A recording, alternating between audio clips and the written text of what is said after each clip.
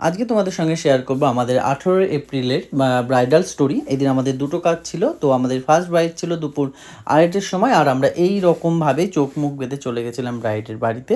এবং ব্রাইডের বাড়িতে গিয়ে ঘরে এসি দেখতে পেয়ে তো আমরা ভীষণ খুশি হয়ে গেছি। এবং এরই সঙ্গে দেখো আমাদের ব্রাইডও রেডি হয়ে চলে এসছে। তো আমরা প্রথমেই শুনে নেব যে ব্রাইড কি চাইছে, কেমন কি লুক চাইছে।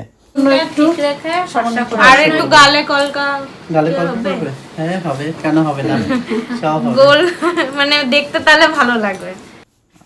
এরপর প্রথমেই আমরা ওর স্কিন প্রিপারেশনটা করে নিয়েছি, আর ও আমাদের অনেক পুরনো একটি কাজ দেখিয়ে বলল যে এই রকম আই মেকআপটা ওর দরকার, আর এরকম মেকআপটাই যেন ওর করে দেওয়া হয়।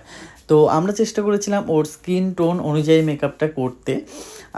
যেহেতু একটু ডাস্কি মডেল, ব্রাইড, তো আমার মনে হয়েছে যে ডাস্কি টোনের উপর মেকআপ করলেই ওকে বেটার লাগবে।